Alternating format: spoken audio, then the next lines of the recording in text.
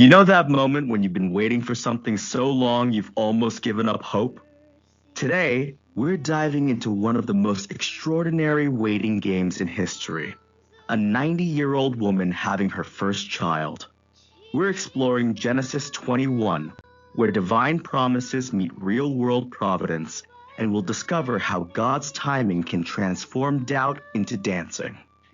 And what's fascinating is how this chapter begins with such a powerful statement.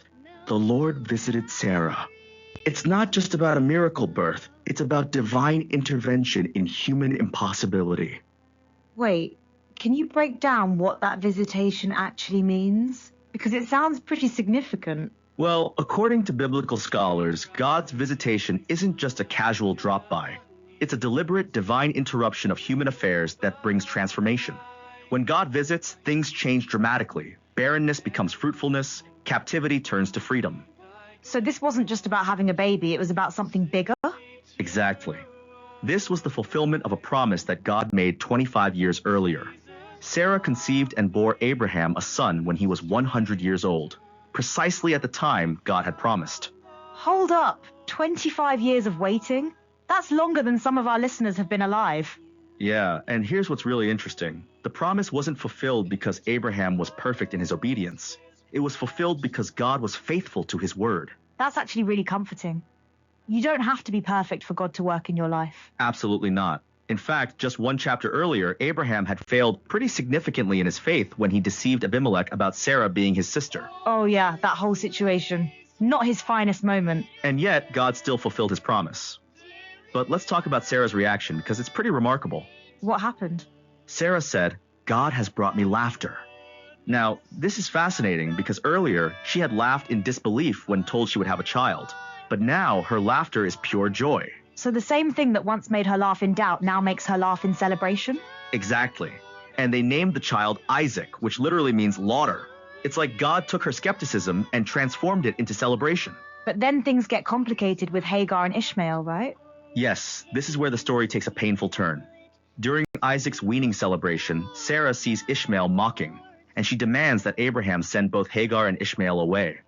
That seems pretty harsh. It was, and Abraham was deeply troubled by it. But God assured Abraham that both sons would be taken care of, Isaac as the child of promise, and Ishmael as a father of his own nation. You know what's striking about this? Even in the painful moments, God's still providing. Absolutely. When Hagar and Ishmael were in the desert and ran out of water, God heard the boys cry and provided a well. He didn't abandon them. Speaking of wells, there's this whole thing with Abimelech later in the chapter. What's that about? This is fascinating because it shows how God's blessing on Abraham was visible even to outsiders. Abimelech literally says, "God is with you in all that you do." Wait, isn't this the same Abimelech who had that whole situation with Sarah earlier? Yes, and now he's seeking a peace treaty with Abraham.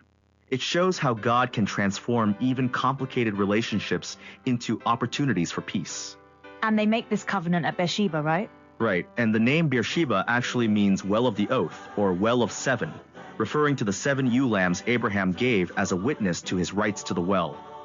You know, in that culture, having rights to a well was huge, wasn't it? Absolutely crucial. Access to water meant the difference between life and death in that region. This agreement gave Abraham's family permanent residence rights in the area. And then Abraham does something interesting. He plants a tamarisk tree. Yes, and this is really symbolic. The tamarisk tree can survive in harsh, arid conditions. It has this incredibly deep root system that can access water from far underground. Almost like a physical representation of spiritual resilience? Exactly. Just as the tamarisk thrives in difficult conditions, Abraham's faith had grown stronger through all his trials. That's beautiful. And he doesn't just plant the tree, he worships there too, right? Yes, he calls on the name of the Lord, the eternal God. It's like he's establishing a memorial to God's faithfulness. You know what strikes me about this whole chapter? It's full of these incredible contrasts.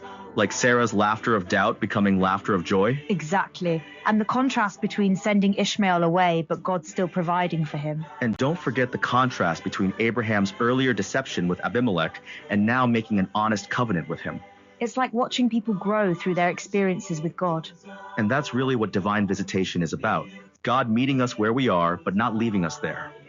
Can we talk more about that tamarisk tree? The symbolism there is fascinating. In the ancient Near East, planting a tree was a statement of permanence. It was saying, I'm not just passing through, I'm establishing roots here. So Abraham was making a pretty bold statement of faith? Absolutely. After years of wandering, he was literally putting down roots in the land God had promised him.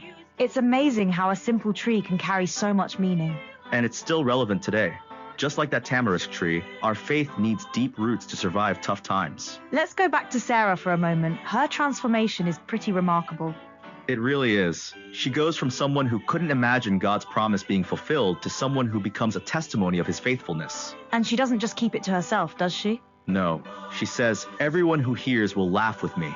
Her joy becomes contagious. That's such a human moment, wanting to share your joy with others. And it shows how personal miracles often have a wider impact on the community. Even Abimelech and his people could see something special was happening with Abraham's family. Right, which leads to this beautiful moment of reconciliation and peacemaking between different peoples. It's interesting how God's blessing on one person can lead to peace between nations. And that's really the bigger picture here, God's faithfulness to one family becoming a blessing to many. So what do you think is the main takeaway from this chapter? I think it's that God's visitation, his divine interruption in our lives, can transform not just our circumstances, but our entire story. And he's faithful even when we're not perfect. Exactly. Just like that tamarisk tree in the desert, he provides exactly what we need to not just survive, but thrive. You know what's beautiful about this? The story's still being told thousands of years later. Because it speaks to something universal. The human experience of waiting, doubting, and finally seeing God come through. Well, that brings us to the end of today's episode of Co-Pilot Podcasts. Remember, divine visitation isn't just an ancient concept, it's a reality that can transform your story too. And just like Sarah, your moments of doubt might just become your greatest testimony. Beautiful city of